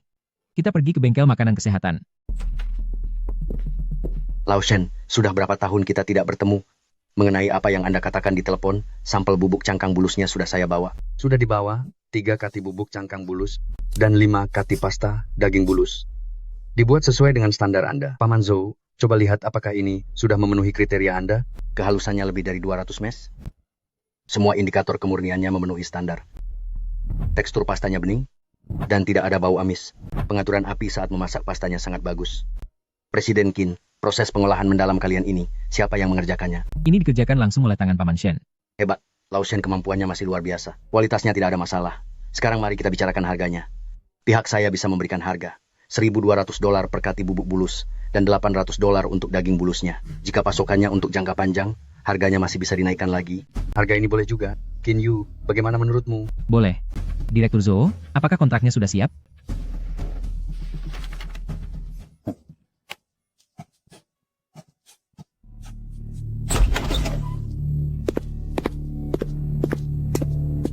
Paman Zhou, saya tidak setuju untuk menandatangani kontrak ini. Presiden Meng, perkenalkan ini adalah Presiden Qin dan Presiden Shen. Sampel bubuk cangkang bulus dan salep daging bulus milik mereka, baru saja saya periksa. Tidak perlu diperkenalkan. Aku kenal orang ini. Shen Guoliang, sudah lama tidak bertemu. Semua orang bilang kamu menghilang setelah bangkrut, sungguh tak disangka. Bukannya mencari tempat persembunyian karena malu, kamu malah mengikuti seorang anak bau kencur dan menjadi pesuruh di jalanan. Apa kamu sudah tidak punya harga diri lagi? Presiden Meng, langsung saja ke intinya. Kualitas produk sudah diperiksa oleh Master Zhou, dan semuanya memenuhi standar. Kenapa kontraknya tidak bisa ditandatangani? Seorang penjual obat palsu, bos bangkrut yang membuat istrinya sendiri tiada, siapa yang berani menerima barang buatannya? Kamu bicara sembarangan. Dulu aku dijebak orang lain. Aku tidak pernah membuat obat palsu. Benar atau tidak, hanya hatimu yang tahu. Pokoknya Jiwan tidak akan pernah menerima barangmu. Jika kamu tidak mau, masih banyak orang lain yang mau. Anak muda, sombong sekali bicaramu. Di seluruh saluran obat herbal ibu kota provinsi ini, Jiwan milikku adalah yang terbesar. Aku tegaskan sekarang, jika aku tidak menerimanya, tidak ada yang berani menerimanya. Bahkan jika bubukmu itu digiling menjadi emas sekalipun, itu hanya akan menjadi sampah di tanganmu. Saran saya, segera sadarlah akan kenyataan. Presiden Meng, sepertinya Anda salah paham akan satu hal. Mulai sekarang, bukan Anda yang menolak barang kami, tapi kami yang tidak ingin menjualnya lagi. Paman Shen, ayo kita pergi. Marga Shen, jangan berpikir bisa bangkit kembali hanya dengan berganti identitas. Aku ingin lihat, siapa di seluruh kota ini yang berani menerima barang rongsokan kalian. Qin Yu, maafkan aku. Semua yang terjadi hari ini adalah salahku. Seandainya aku tidak ikut datang, Meng Hua tidak akan mengenaliku. Dan kontrak itu pasti sudah ditandatangani. Aku sudah menyusahkanmu. Paman Shen, ini tidak ada hubungannya denganmu. Meng Hua tidak sedang mengincarmu. Dia mengincar siapapun yang mungkin mengancam saluran distribusi Jiwan. Bahkan jika kamu tidak ada, dia akan mencari alasan lain untuk menahan barang kita. Kamu tidak mengerti. Dialah yang mengincarku, kejadian bertahun-tahun yang lalu itu. Qin Yu, temani aku ke suatu tempat. Baiklah. Mei, aku membawa Qin Yu untuk melihatmu. Berkat anak ini, kita berhasil melewati masa sulit. Ruohan juga baik-baik saja. Dia semakin dewasa sekarang. Qin Yu juga berhasil menjadi lulusan terbaik di seluruh provinsi. Kamu bisa tenang di sana. Bibi Liu Mei, saya datang menjenguk Anda. Anda dulu menyisihkan uang kemoterapi demi biaya sekolah saya. Kebaikan ini akan Qin Yu ingat seumur hidup. Tenang saja. Aku akan menjaga Paman Shen dan Ruohan dengan baik. Paman Shen, sebenarnya apa yang terjadi dengan kebangkrutanmu? Beberapa tahun lalu perusahaan farmasiku semakin besar dan merebut banyak pangsa pasar dari pesaing. Saat aku sedang mengirimkan pesanan dalam jumlah besar, mereka menyuap orang-orang di lembaga pemeriksaan kualitas, mengeluarkan laporan palsu, dan memfitnah produkku mengandung logam berat yang berlebihan, lalu media industri secara besar-besaran membesar-besarkan berita. Mengatakan bahwa aku, Shen Guoliang, menjual obat palsu demi keuntungan semata. Sialnya lagi, saat itu, Bibi Liu Mei didiagnosis menderita kanker lambung. Pihak lawan entah dari mana mendengar kabar ini. Mereka semakin menjadi-jadi, menyebarkan rumor kemana-mana, mengatakan bahwa aku menjual obat palsu, hingga membuat istriku sendiri terkena kanker. Sejak saat itu, pemasok menagih hutang, bank menagih pinjaman, dan semua mitra kerja memutus kontrak dalam semalam. Sebelum aku sempat menjelaskan semuanya, Bibi Liu Mei sudah tiada. Perusahaan pun hancur. Paman Shen, apa Anda tidak pernah terpikir untuk menyelidikinya saat itu?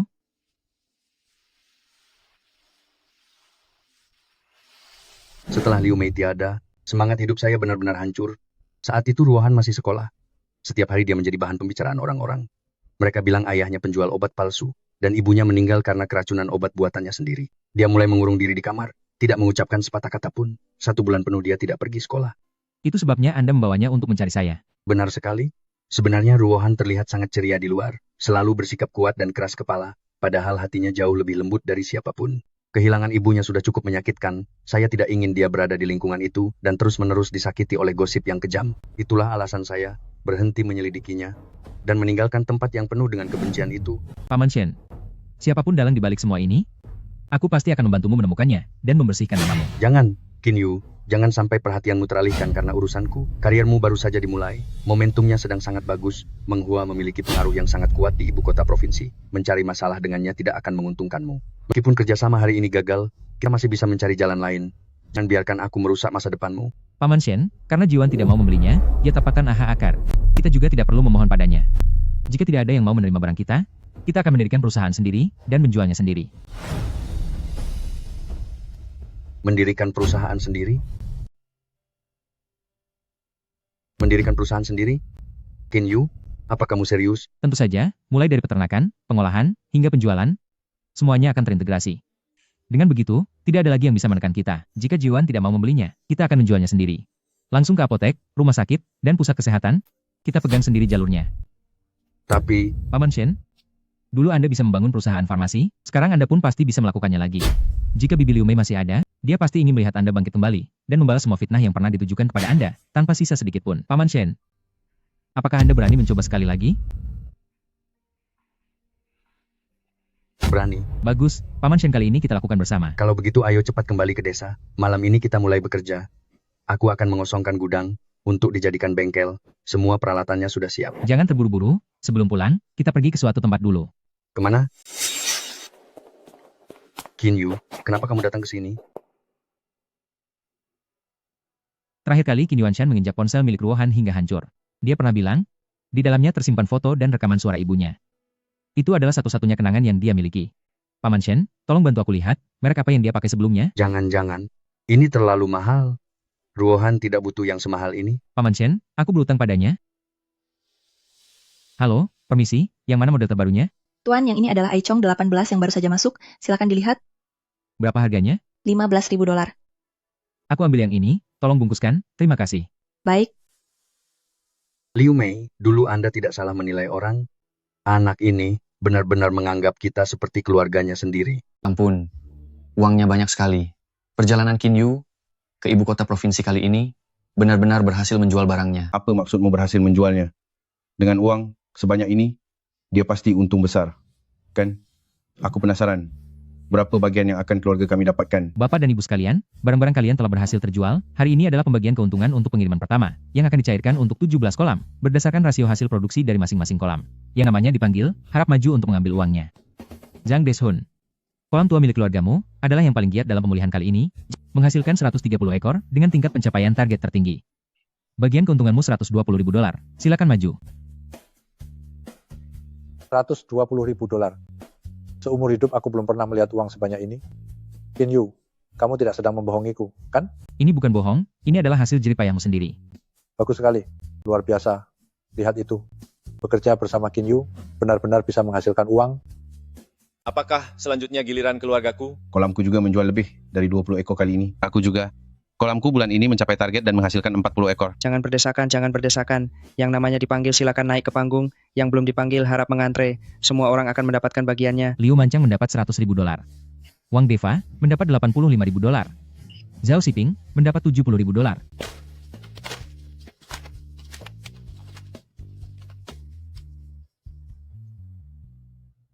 Ruohan, kemarilah. Ayah, ada apa? Ayah, apakah ini yang ayah belikan untukku? Bukan ayah yang membelinya. Ini dari Kinyu. Kinyu bilang, di ponselmu ada foto dan rekaman suara ibu. Foto-foto itu, tidak boleh ada satupun yang hilang. Ponsel ini, dia beli dengan uangnya sendiri. Ini model terbaru, bisa menyimpan sangat banyak foto. Kedepannya tidak perlu takut kekurangan ruang penyimpanan lagi. Para tetangga sekalian, uang sudah dibagikan. Ada satu hal lagi yang ingin saya sampaikan. Hari ini kalian menerima pembagian keuntungan tahap pertama, yang didapat dari hasil budidaya dan penjualan labi-labi hidup. Tapi dalam hal budidaya ini, sehebat apapun tekniknya, kita tetap bergantung pada alam. Satu kali hujan badai, atau satu kali cuaca dingin yang ekstrem, hasil panen di kolam akan langsung berkurang. Kita tidak bisa hanya mengandalkan satu cara saja. Oleh karena itu, saya akan mendirikan perusahaan, dan membangun pabrik pengolahan standar di desa ini. Labi-labi yang kualitas fisiknya kurang baik, akan diproses menjadi produk olahan air, agar produksinya stabil dan massal. Penjualan produk olahan keluar, tidak akan dibatasi oleh musim, dan nilai jualnya 3 kali lipat dari labi-labi hidup. Ini solusi jangka panjang yang sebenarnya.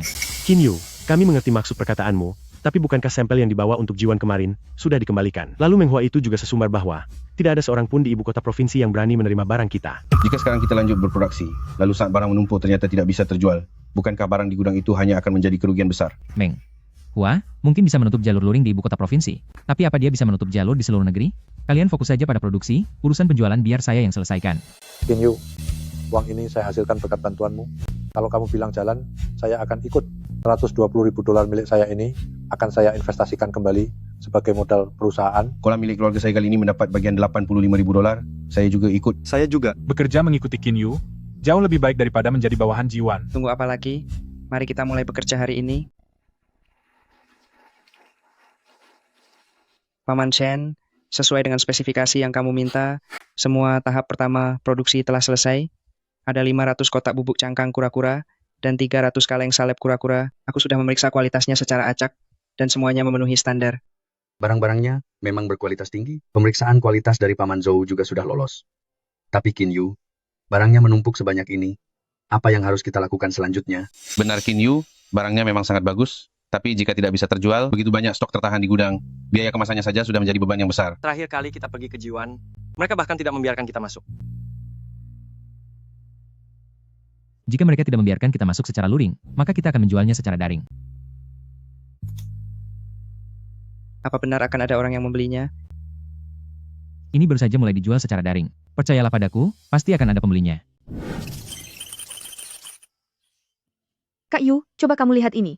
Stok bubuk cangkang kura-kura sudah terjual habis, dan salep kura-kura hanya tersisa kurang dari 50 kaleng. 500 kotak habis dalam sekejap. Ini bukan mimpi, kan? Qin Yu, barang kita benar-benar ada yang beli. Paman Shen, ini baru hari pertama. Kedepannya pasti akan jauh lebih baik lagi. Aku memanggil kalian semua ke sini hari ini. Hanya untuk satu hal. Shen Guoliang dan pemuda itu, akhir-akhir ini menjual bubuk cangkang bulus dan salep bulus di ibu kota provinsi, dan membuat keributan yang cukup besar. Aku tahu, beberapa dari kalian di sini, sudah menerima penawaran pasokan dari mereka. Aku peringatkan kalian baik-baik, Jiwan sudah beroperasi di saluran suplemen kesehatan selama 14 tahun, semua pasokan untuk bengkel makanan kesehatan, dan pusat kebugaran apotek berantai, semuanya dipasok oleh Meng Hua milikku. Siapapun yang berani mengambil barang darinya, seluruh lini produk Jiwan, akan aku hentikan pasokannya mulai besok. Presiden Meng Anda bercanda, kami sudah bekerja sama dengan Jiwan selama bertahun-tahun, mana mungkin hanya karena satu perusahaan baru, kami langsung berpaling. Benar sekali. Tenang saja Presiden Meng, kami tidak akan sudi hanya demi sebuah perusahaan kecil yang bahkan belum pernah kami dengar mempertaruhkan sumber pasokan kami sendiri. Baguslah kalau kalian paham. Hahaha. Presiden Meng, gawat, Anda harus segera melihat ini. Ada toko baru di internet yang menjual bubuk cangkang bulus dan salep bulus, baru saja daring kemarin dan langsung meledak. Apa?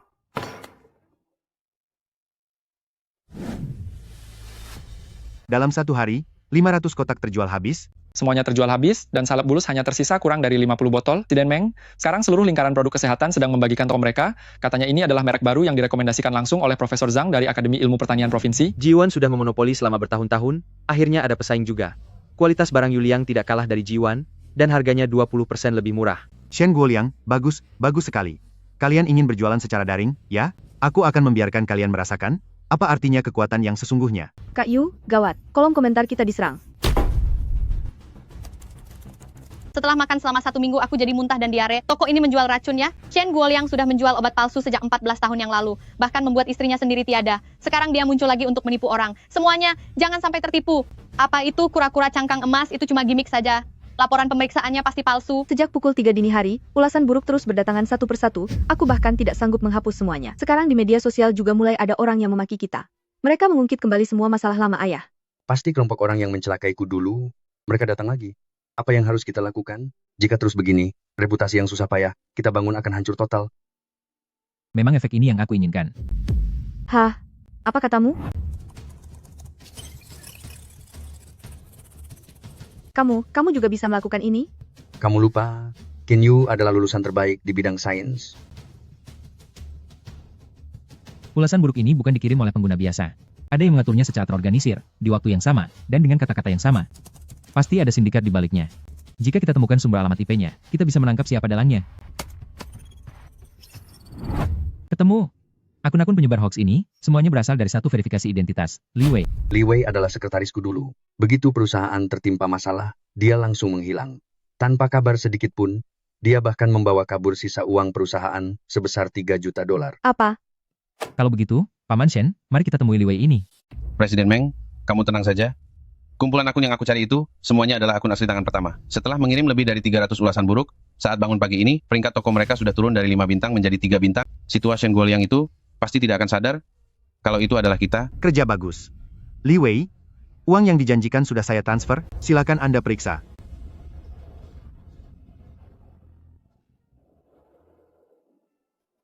Sudah masuk, sudah masuk. Terima kasih, Presiden Meng. Presiden Meng, masih tetap dermawan seperti dulu. Anda tenang saja. Aku akan berusaha lebih keras lagi. Malam ini akan aku kirim gelombang ulasan lagi. Dijamin toko mereka akan benar-benar hancur. Shen Guoliang, dulu kamu setidaknya adalah seorang bos besar. Tidak disangka sekarang malah mengikuti seorang bocah ingusan untuk membuka toko di internet. Tapi karena Presiden Meng sudah turun tangan, kalian masih bermimpi ingin bangkit? Jangan harap. Bos, uangnya sudah aku taruh di meja ya. Presiden Shen, kenapa kamu ada di sini? Tentu saja datang untuk mencarimu. Sekretaris Li, sudah lama tidak bertemu ya. Mau lari kemana? Kemarilah, ceritakan dengan jelas. Apa yang sebenarnya terjadi saat itu? Li Wei, kamu sudah mengikutiku selama 7 tahun. Saat aku tertimpa masalah dulu, kamu langsung menghilang, bahkan membawa lari sisa $3 juta di rekening. Hari ini kamu harus memberikan penjelasan padaku. Presiden Shen, maafkan saya. Kejadian saat itu semuanya atas perintah Meng Hua. Meng Hua? Sudah kuduga itu dia. Lanjutkan. Dulu dia menemui saya, mengatakan, jika saya mencuri data pemeriksaan kualitas perusahaan dan memberikannya, dia akan memberi saya $2 juta. Istri saya saat itu didiagnosis menderita penyakit ginjal, sekali cuci darah biayanya beberapa ribu dolar. Saya benar-benar sudah tidak ada jalan lain. $2 juta saja sudah membuatmu menjualku? Apa kamu tahu, yang kamu khianati bukan hanya perusahaan, tapi juga membuat Liu Mei tiada? Saya pikir dia hanya ingin merebut beberapa pelanggan. Saya tidak tahu dia akan membesar-besarkan masalah ini ke media. Terlebih lagi saya tidak tahu dia akan memanfaatkan penyakit Kak Liu Mei sebagai bahan berita. Saat saya menyadarinya, beritanya sudah masuk koran, perusahaan sudah hancur. Saya sungguh tidak sengaja, Presiden Shen. Lalu ulasan buruk di internet hari ini, itu juga atas perintah Meng Hua padamu, kan? Benar, itu semua dia. Dia memberi saya uang, menyuruh saya mencari akun untuk memberi ulasan buruk di tokomu, dan mengangkat kembali berita lama itu untuk diramaikan lagi. Presiden Shen, saya minta maaf padamu. Memang bukan manusia. Pukul saja saya. Kamu boleh memukul saya sesukamu. Mohon maafkan saya. Kalian menghancurkan karierku dan menyebabkan istriku tiada. Aku tidak akan pernah memaafkanmu. Aku akan lapor polisi sekarang dan menangkap penjahat sepertimu yang sudah mencelakai ibuku. Saya mohon jangan lapor polisi. Saya punya anak. Istri saya masih harus cuci darah kalau saya masuk penjara. Kinyu, ada kabar baik. Akhir pekan ini provinsi akan mengadakan pameran produk pertanian kelas atas dan makanan sehat wilayah Tiongkok Timur. Perusahaan yang ikut serta bisa mendapatkan dukungan resmi dari pemerintah provinsi dan sumber daya pembeli nasional. Aku sudah mendaftarkan 1 stand untuk Yuliang Bio kalian. Oh ya, grup Jiwan milik Meng Hua juga akan ikut pameran. Terima kasih Profesor Zhang. Selain itu ada satu hal lagi yang ingin saya minta bantuan Anda. Di lokasi pameran nanti, saya butuh slot waktu untuk berpidato di panggung utama. Baik, aku akan bantu ajukan. Li Wei, aku bisa saja tidak melapor polisi. Tapi kamu harus membantuku melakukan sesuatu. Baik, apapun yang Anda katakan akan saya lakukan. Aduh, bukankah ini Presiden Qin dari Yuliang Bio dan Presiden Shen? Belakangan ini di internet cukup ramai ya. Aku dengar penilaian toko kalian dari 5 bintang turun menjadi 3 bintang. Anak muda, bisnis daring itu tidak semudah itu. Tentu saja sulit jika ada pengacau seperti Anda. Apa maksudmu? Maksudku adalah Anda menyewa orang untuk memberikan ulasan buruk, mengungkit masalah lama untuk memfitnah kami. Aku takut pada kalian. Lelucon macam apa ini? Shen Guoliang sudah lama menjadi pecundang di tanganku. Aku hanya membantu konsumen untuk mengawasi semuanya. Coba lihat ke sini, orang ini adalah Shen Guoliang dari Yuliang Bio. Dulu masalah dia menjual obat palsu, masuk ke halaman depan semua surat kabar besar di ibu kota provinsi. Siapa di lingkaran ini yang tidak tahu? Orang bos yang bangkrut, sama dengan bocah ingusan itu, bisa membuat barang bagus apa? Semua orang bisa menilainya sendiri, bukan begitu? Benar sekali, masalah bertahun-tahun yang lalu itu terdengar sangat meyakinkan. Jika Shen Guoliang ini memang bersih, mana mungkin dia menjadi incaran? Menurutku tabiat buruknya memang tidak bisa diubah. Betul. Seorang bos yang bangkrut bekerja sama dengan bocah ingusan bisa menghasilkan barang yang benar. Presiden, Meng benar sekali. Orang dengan catatan kriminal seperti ini, produk yang dihasilkannya, siapa yang berani memajangnya di etalase? Jika konsumen membelinya, mereka pasti akan memaki kita karena tidak becus memilih. Entah bagaimana dia punya muka untuk datang hari ini. Meng Hua, hari ini kamu di hadapan begitu banyak media dan para pembeli telah membantuku menyiapkan panggung, maka aku akan menggunakan kesempatan ini untuk menjelaskan semuanya. Berita tentang penjualan obat palsu yang kamu katakan itu adalah hasil suap kepada orang lain. Yang aku maksud adalah kamu, Meng Hua. Kamu bilang itu perbuatanku? Pengadilan saja tidak bisa mengeluarkan bukti? Kamu hanya bicara besar dan ingin membalikkan keadaan? Jika tidak ada bukti, jangan asal memfitnah orang di sini. Karena Presiden Meng menginginkan bukti, maka aku akan memenuhinya.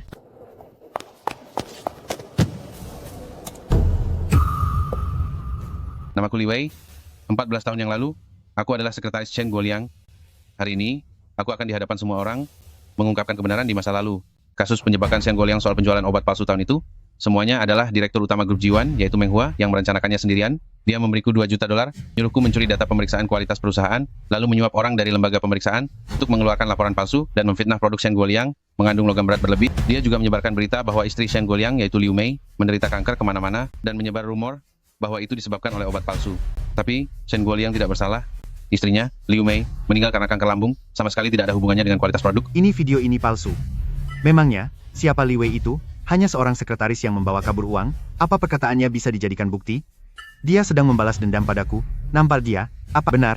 Dia membalas dendam padaku. Aku sama sekali tidak kenal siapa itu Li Wei. Presiden Meng bilang tidak kenal Li Wei, tapi semua catatan transfer, rekaman telepon, hingga korespondensi surel, semuanya dia simpan. Ini adalah bukti transfer bank sebesar $2 juta yang Anda berikan kepada Li Wei saat itu. Ini adalah catatan kiriman uang saat Anda menyuap Lawsun dari lembaga pemeriksaan. Ini adalah naskah asli surel berisi rumor tentang Chen Guoliang yang Anda kirim secara anonim ke media saat itu. Anda bahkan tidak mengubah judulnya. Judulnya, Raja Obat Palsu Chen Guoliang, menghabisi istrinya sendiri. Perlu saya bacakan seluruh isinya?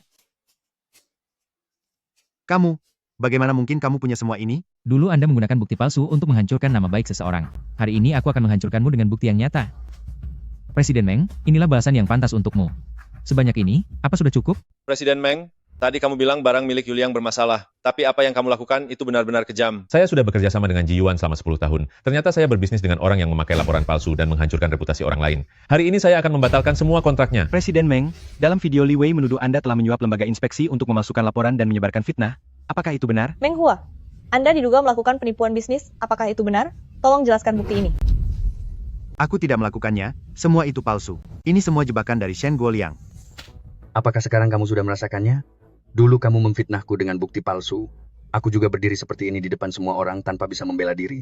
Bedanya, semua yang kamu tuduhkan padaku itu palsu, tapi apa yang orang-orang katakan tentangmu hari ini adalah fakta. Tapi aku hanya ingin bertanya satu hal padamu. Kita tidak punya dendam apapun, kenapa kamu ingin mencelakaiku? Chen Guoliang, jangan berlagak. Apa hebatnya kamu? Dulu kamu hanya selangkah lebih cepat merebut pangsa pasar. Aku bekerja lebih keras darimu, kenapa kamu kaya raya sedangkan aku hanya mendapat sisanya? Kenapa kamu punya istri dan anak perempuan, sedangkan aku tidak punya apa-apa? Aku hanya ingin membuat reputasimu hancur. Aku ingin kamu lebih menderita dariku. Aku tidak terima. Hanya karena iri aku lebih hebat darimu, kamu menghancurkan perusahaanku dan membuat istriku tiada. Meng Hua, apakah usahamu selama ini hanya untuk mencelakai orang? Atas dasar apa kamu menceramahiku? Dulu kamu hanya selangkah lebih beruntung dariku. Hari ini aku hancur, tapi aku juga tidak akan membiarkanmu hidup tenang. Hari ini, aku akan membuat perhitungan denganmu. Berhenti. Presiden Meng, saya sudah melapor ke polisi.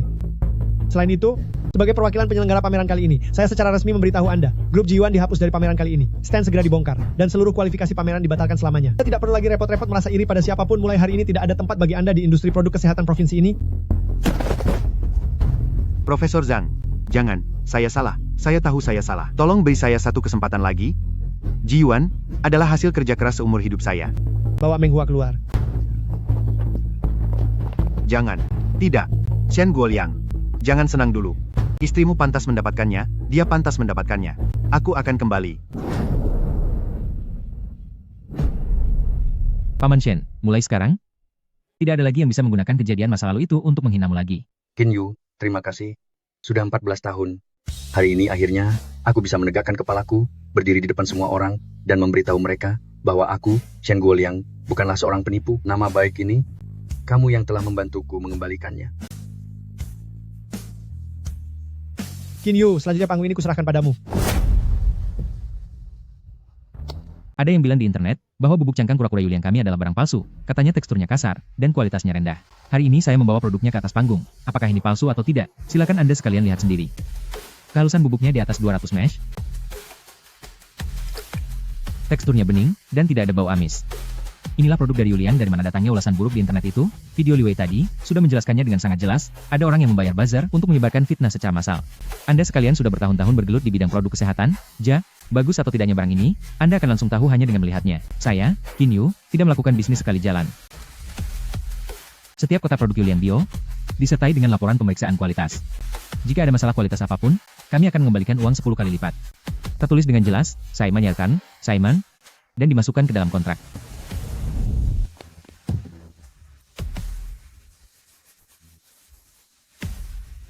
Bubuk ini memang sangat halus. Lebih bagus daripada milik Ji-Yuan Presiden Qin. Anda bilang berani menuliskan ganti rugi 10 kali lipat di dalam kontrak. Benar, kita bisa langsung tanda tangan sekarang. Presiden Qin, tadi saya yang bodoh. Karena ditekan oleh Meng Hua selama bertahun-tahun, saya tidak berani bicara. Hari ini beri saya kesempatan, saya akan menjadi orang pertama yang memesan barang dari Yuliang. Presiden Qin, saya punya jaringan apotek dengan 30 gerai. Saya pesan masing-masing 1000 kotak bubuk dan salep kura-kura. Saya datang dari luar provinsi, khusus menangani e-commerce produk kesehatan. Saat stok barang di toko Anda meledak, kami tidak berhasil mendapatkannya. Hari ini kita harus menandatangani kontrak. Presiden Qin, saya sudah menelepon kantor pusat. Seluruh lini produk Yuliang akan dimasukkan ke dalam daftar pengadaan inti kami untuk tahun depan. Tanda tangan sekarang untuk 3 tahun. Qin Yu, kamu benar-benar tidak mengecewakanku. Hanya dalam beberapa bulan saja kamu sudah berhasil mengalahkan Meng Hua. Mulai hari ini, Yuliang Bio akan menjadi unit kerjasama jangka panjang bagi Institut Penelitian kami. Hubungi aku kapan saja jika Anda membutuhkan bantuan teknis. Terima kasih, Profesor Zhang. Minggu depan perkuliahan sudah dimulai. Bagaimana dengan semua urusan di perusahaanmu ini? Aku akan tetap datang untuk mendaftar saat kuliah dimulai, dan Bagan, Danda. Saat aku tidak ada di perusahaan, semua urusan harian akan diputuskan sepenuhnya oleh Paman Shen. Rapat rutin mingguan via video akan tetap berjalan, hal-hal penting akan diputuskan melalui pemungutan suara daring. Lagi pula, bukan berarti aku tidak akan kembali. Tapi klien dari ibu kota provinsi baru saja menandatangani kontrak, jadwal produksi di pabrik juga sangat padat. Aku takut tidak bisa menanggungnya sendirian. Paman Shen, puluhan kontrak di stan hari ini, kamu sendiri yang menandatanganinya satu persatu? Kamu pasti bisa melakukannya. Qin Yu, ada urusan mendesak di institut, aku pergi dulu. Presiden Shen, sampai jumpa lagi. Sampai jumpa lagi, hati-hati di jalan, Profesor Zhang. Kamu, kapan akan berangkat? Besok pagi-pagi sekali. Oh.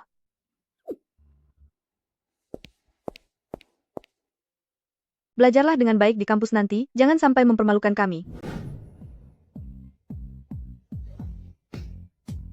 Baik, aku akan menunggumu di universitas. Lulus, Ruohan dia lulus. Putri kita juga berhasil menjadi lulusan terbaik. Apakah kamu melihatnya? Bu, aku berhasil. Aku tidak mempermalukanmu. Qin Yu sudah kembali. Qin Yu sudah kembali. Qin Yu, aku menjadi lulusan terbaik jurusan sastra tingkat provinsi di sekolah yang sama denganmu. Bagaimana? Aku hebat, kan? Hebat? Aku tahu kamu pasti bisa. Ini hadiah untukmu. Ini adalah... Dulu sepasang sepatu itu pemberian Bibi, sedangkan yang ini dariku. Jalan ke depannya, aku akan menemanimu. Para tamu sekalian, hari ini adalah hari di mana Yuliang Biological Technology Co., Ltd., resmi terdaftar di bursa saham. Berawal dari sebuah kolam ikan yang terbengkalai selama 20 tahun, hingga sekarang menjadi perusahaan pengolahan budidaya ekologis terbesar di negeri ini. Mereka telah menempuh jalan ini selama 4 tahun. Sekarang mari kita sambut pendiri Yuliang Bio, Tuan Qin Yu, untuk membunyikan bel tanda melantainya perusahaan di bursa. Paman Shen, mari ikut aku membunyikan belnya. Ini adalah perusahaanmu. Juga milikmu. Perusahaan ini tidak akan sampai di titik ini tanpamu. Paman Shen, temani aku. Mei, mari temani aku membunyikan belnya. Selamat untuk Yuliang Bio. 603888 resmi diperdagangkan. Desa kita menghasilkan 2 lulusan terbaik, dan juga sebuah perusahaan publik. Ini benar-benar keberuntungan besar bagi leluhur kita. Nak, lihat itu, dia adalah paman Yumu. Kelak kamu juga harus seperti dia, menjadi orang yang berkemampuan dan penuh kasih budi. Kasih yang diberikan akan kembali, kebaikan yang disebar akan berbalas. Jadilah orang yang tulus dan setia, maka jalan di bawah kakimu secara alami akan semakin luas.